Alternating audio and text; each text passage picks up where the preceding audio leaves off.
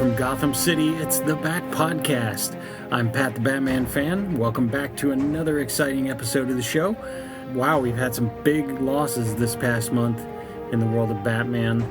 4 to be exact. We've lost Ephraim Zimbalist Jr., a wonderful actor who played Alfred on the animated series. We also lost Bob Hastings, who played Commissioner Gordon on the animated series. Eli Wallach, who of course was Tuco in The Good and the Bad and the Ugly, and also one of the 3 Mr. Freezes on the 1966 television series.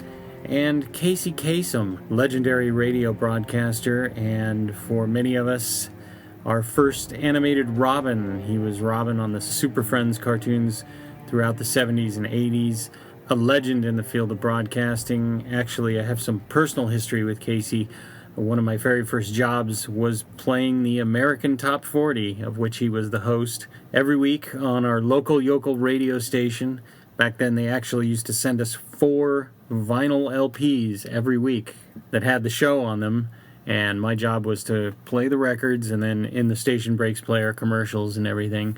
So Casey was my foray into broadcasting, and I spent hours and hours listening to him and watching him on the Super Friends cartoons, and we're sure going to miss him. So a lot of sad news, but on the brighter side, we are still celebrating 75 years of Batman, and we've got some amazing guests coming up on the show, including Dave Lee, who was Michael Keaton's fight and stunt double in Tim Burton's Batman and Batman Returns.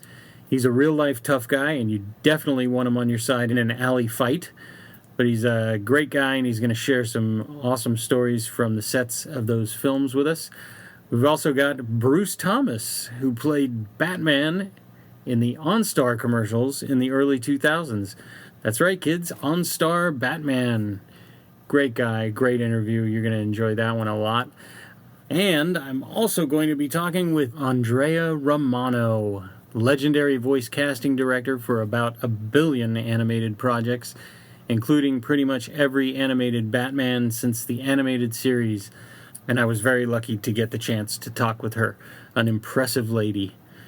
And speaking of impressive ladies, my guest today is one herself, and actually worked with Andrea on the animated series, where she played Selina Kyle AKA Catwoman. You may also know her from her roles in many iconic horror films, such as The Fog, Creepshow, and Swamp Thing. She's also got a second career as a novelist, and I was very fortunate to sit down with her in a local Gotham City coffee shop and talk to her about all these things.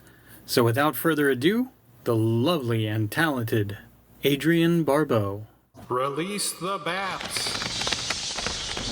So let's start with... How did I get the job? Right. How did I get the job? Start at the beginning. Well, as you probably know, most voice actors, all voice actors, I would assume, have agents who just deal in voice work. Right. And this is going back quite a few years now, but I got a call from the agency to come in and audition. You know, we've got an audition for you. I didn't know what it was, and just went into the office, and you go into a little booth, and they hand you the copy, and it was for Selina Kyle. It was for Catwoman. Now, I have to preface this by saying I wasn't that familiar with the cartoon. I had a vague recollection. I knew that Lee Merriweather had done it at one point, and I had a vague recollection that Eartha Kitt had done it. That's right. I grew up spending my summers on a grape farm in Fresno, California, listening to Eartha Kitt singing Uskadar, which is a Turkish, a Turkish song that my grandparents had on a 78. And so I knew Eartha Kitt's voice. But I just went in and, it was a 30-second audition. They had maybe 5 lines of copy. I don't think it was very much. It couldn't have taken more than 30 seconds. Wow. And did what I thought, what would I do if I were going to be cast as Catwoman? I went home, and I think it must have been at least a month later that I got a call, and they said, "You've got the job." Wow. Wow. Yeah, It was. Did you get any kind of bead on the tone of the material or not? I truly, Pat, well, I mean, it's been a long time, but I would assume, because I've auditioned for many animated things since then, that it was probably, maybe at the most, I would say probably 6 or 7 lines of dialogue. I don't remember specifically. Right, No, I don't remember. I certainly didn't know what it was going to be and how it was going to look, and the wonderful graphics, the artwork on it, and the whole take on it. No, I had no idea. It was a couple of lines. How would you say meow? Or, who knows what it was, Now, did your agent or anybody after you got the job say, well, we chose you because, or did they give you any kind of... I never heard a word. Really? Never heard a word. That's interesting. Yeah. So you had done commercial voiceover work up until that point? I had. I don't know. I don't remember the time frame. I think I had done one of the Scooby-Doo movies. The only reason I remember is I showed up and they said, okay, give us a French accent. And I thought, oh my God. So, good thing you're half French. Well, I'm half French, but I don't know how good my French accent was. And maybe I had done a couple of other just guest shots, Angry Beaver, other, but never anything like this. Right. No. Obviously, Andrea Romano. Yes, and I did know Andrea before the audition. When I had first decided that I wanted to pursue voice work, probably around 1984, 85, when my first son was born, and I didn't want to, I thought, well, I'm not going to do another series right away, and I was approached by an agent at William Morris at the time, who had seen me do a $20,000 pyramid or something. Oh, right. And she called and said, you've got a great voice. I'd love to. And I don't. What is voice? What is voiceovers? Yeah. I don't know. I'll come in. Right. And it was probably that agent who said, you ought to pursue animation as well.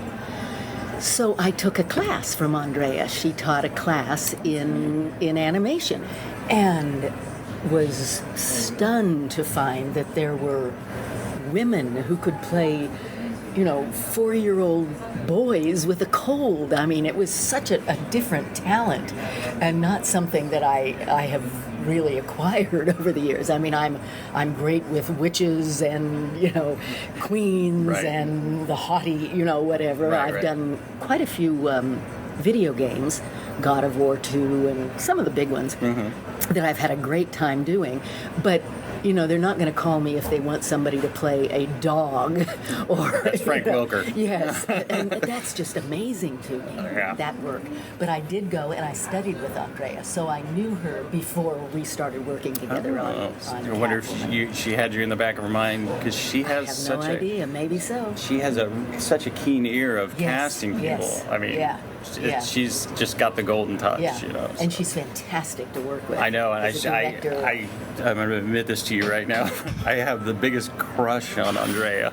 Oh, really? I think she is just Does she know that? No, I've never met her yet, so maybe I shouldn't say this before I interview her. Clear my chances of she's going to think I'm crazy, but no, I think she's just an incredibly beautiful woman. She just has some sort of I don't know. Whenever I see her on those behind the scene things, I'm like, hey, what a beautiful. Oh, wow.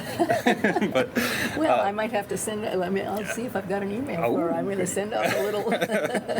I'll tell try her not. Nothing else to listen to the podcast. Exactly.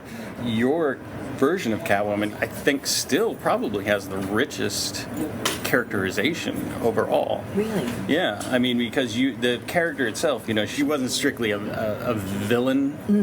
I guess you understood why she was doing what she was doing. Exactly. She was sort of on that fence, like she was breaking the law, but it's sort of in the same way Batman was breaking the law.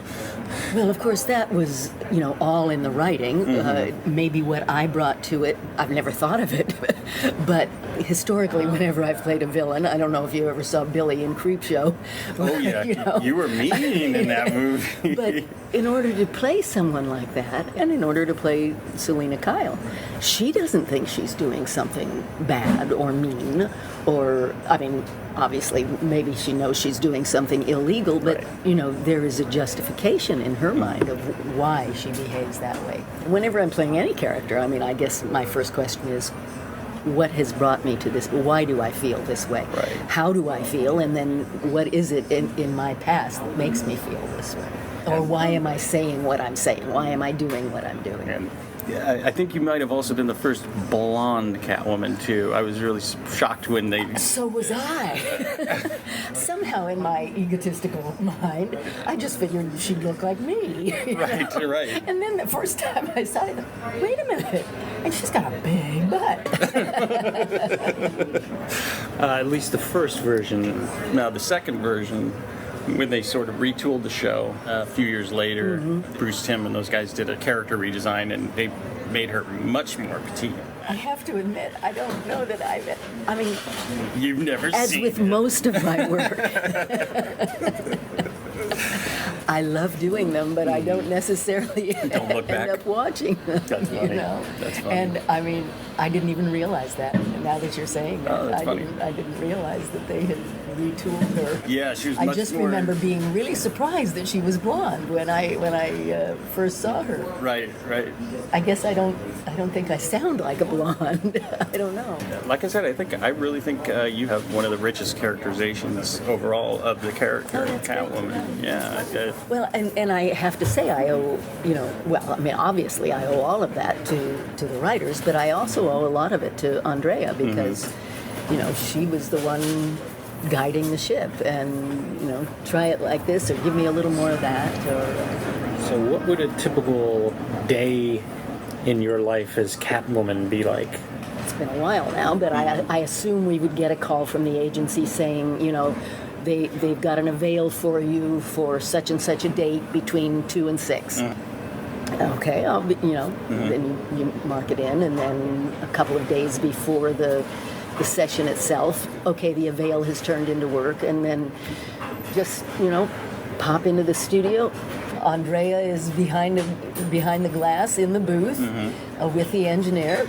And she's looking at, I may be wrong about this, but I assume she's looking at a full script with storyboards. And they always try to get as many of us in that week's episode in the same room at the same time. Then we just read it through like a script. If somebody bobbled or if she didn't get the performance that she needed based on what she was seeing, then, we'd stop and she'd say, give it to me a little faster or try it like you don't know what he's talking about instead of, that kind of thing. Right. And pretty much, we were in and out.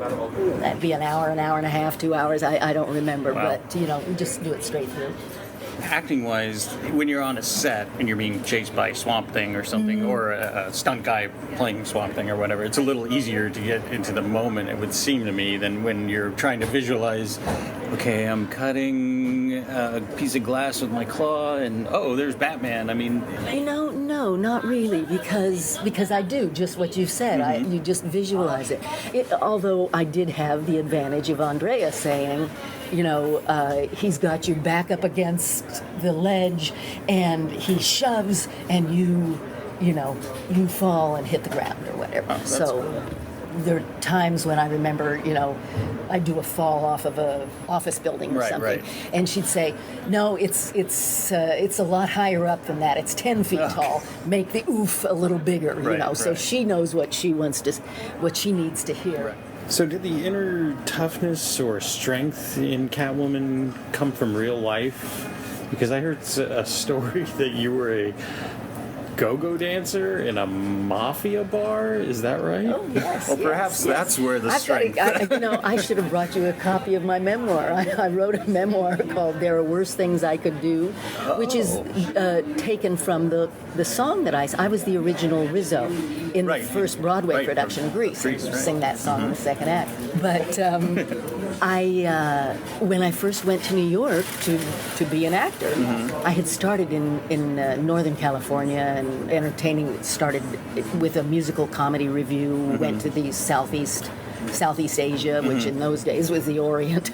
Entertaining the troops and everything, and then came back, started college, and decided I was going to try New York instead. And so when I first got to New York, had to have my days free to do auditions and take voice classes and acting classes and everything. So I had to work at night, and the first job I got was I started out as a barmaid at a place called Maddie's Mardi Gras, which I learned after I wrote my memoir that Maddie, who we only knew as Matty the horse, was actually Matty Iannello, I think, and he was one of the heads of the five he was a big guy in the syndicate, as they called it in those days.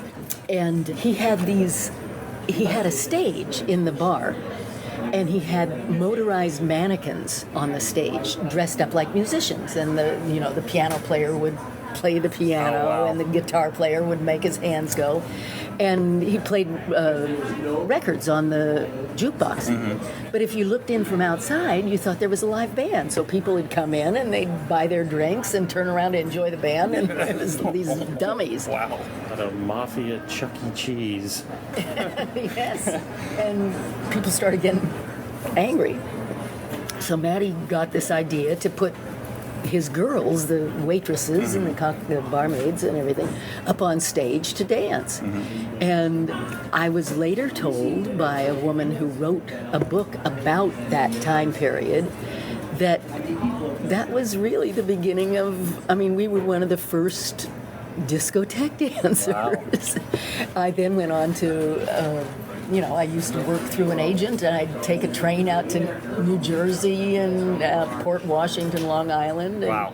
Okay, so we can assume that's where some of the toughness of character came from. No, I think the toughness in my character came from I was raised in an Armenian household, by an Armenian mom and aunts. My Aunt Ruby is 98 years old. She still lives by herself in a 3-bedroom home that she keeps spotless, and she cooks for, 20 people at a time. And my grandmother, she came over before the massacres, but her family, we were just survivors and so you had a lot of strong women in the family. Strong women in the family. Well, that's great. Yes. Yeah. That's cool. I think that's where it came from. I think that's a safe assumption. We'll go with that. Before we leave Catwoman, the one thing I do want your audience to know is the greatest part of that job for me, aside from not having to wear makeup and being able to go right from the gym to the recording studio, was that I never knew when I got to the recording studio who was going to show up to play the other characters. It was fantastic. First of all, I'm working with Ephraim Zimbalist Jr., who, I didn't watch a lot of TV when I was growing up, but I certainly watched him. And Mark Hamill and Ed Asner, and it was just so much fun to just get to the studio and see who they'd cast. Right. And they used fantastic people. And Diane Pershing and I bonded because Diane, who played Poison Ivy, was a novelist. Yes, she's a romance novelist. Yes, she's a romance novelist. And so we've certainly kept in touch. Oh, that's cool. That's very cool. Yeah. Now, that sounds like an excellent segue into tell me about your book. I mentioned the memoir. The memoir came out in 2006, I think. And as a result of its success, I was approached by an author who had many books published in the UK and in Ireland. And he said, you've written the wrong book. You should write a book for your horror fans. And I said, well, I've never thought about that, and I've only written, a nonfiction. It's a memoir. I knew how that one was going to work out. I'm not so sure. I've got a story. He said, oh, well, I'll help you. So we sat down and we wrote 6 chapters of a vampire novel about a 450-year-old Armenian vampire who happens to be a scream queen. Oh, wow. And the head of a film studio here in LA, and whose vampire clan includes Orson Welles and Mary Pickford and Rudy Valentino. Cool. And my agent sent that out, and suddenly we had an offer to write a series. So we wrote the first one together. That was Vampires of Hollywood. Okay. And then when Kyle came to do the second one, he was no longer available. And so I wrote the second one, which was Love Bites. Nice. And they're sort of witty vampire detective romance novels. Right. I got it all in there. Yeah, right. And Love Bites was just released as an ebook. It's available on Amazon. Excellent. and I'm in the process of writing the sequel, and have just gotten. We may be seeing one of them on screen. We're just in the early stages of. Let's leave it lie there. Horror fans are pretty awesome. They are. They are awesome. And in fact, it's the background for my third novel. I decided to put my Scream Queen in a horror convention. Nice. It was such a surprise to me. Well, the whole development of the genre as seen through the eyes of the convention circuit was an enormous surprise to me, because I made all of these horror films, most of them back in the 80s, and I've never even seen, I've seen mine, but I'm not a horror film fanatic at all. I don't like them. Right. I don't like being scared. So when I was first approached to, attend one of these conventions and to sign, okay, and it's a whole other world. And I have met so many lovely people who go from one to another to another. And I have fans now who, sending me boxes, you're asking me if I want a box of chocolates from that place that they had bought, the last one, and all of that. And I think the thing that surprised me the most was that horror fans are so loyal that they have kept all of those films that were done 30 years ago in the forefront of sales and of viewing. I have people come up to me at the conventions who say, "Oh, I watch Swamp Thing once a month," or "I watch The Fog," or I just watched Escape from New York last night again." Right. Now, I remember maybe 3 actors from films that I saw when I was, 30 years ago. None of whom you would know, I'm sure. Maybe. Rita Tushingham, the Leather Boys, or... maybe not. Eleanor Braun from the Dudley Moore Bedazzle. I was like, And yet all of these people still know, these films, and consequently know who I am from stuff that they're keeping alive. And so that's fantastic. I don't think that happens in any other genre. You think teenagers today know Ally McGraw from Love Story? They're not watching those things. They're not watching China Syndrome or any of the things that were films that were so successful even 20 years ago. Right. They're certainly not watching them every week or once a month. And quoting them and quoting wearing them, T-shirts. Yes. Right. Or comparing them to the remakes. Right, exactly. Yeah, the remakes. And they're not getting remade either. The remake of The Fog. So I am incredibly grateful to fans of the genre. Right. I approached you at a horror convention about Batman, but does that happen quite often too? I'm surprised how often it does. When I first started going to the conventions, I'd take maybe a couple of photographs of Catwoman. Right.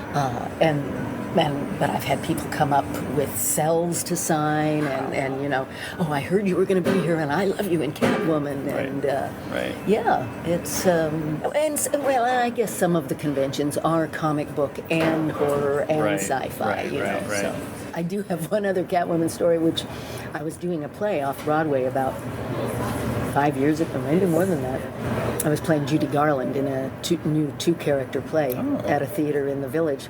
And I came out the stage door, and there was a fellow there who had flown in from Seattle with 12 original cells of Catwoman in the hopes that I would sign them, which I did. But I thought, wow. And he had seen that I was going to be there. He figured that's how he could, get hold of me. Wow. And he flew all the way in from Seattle to get these things signed. He was an avid collector. Wow. I think it's just really awesome that you're so down to earth and,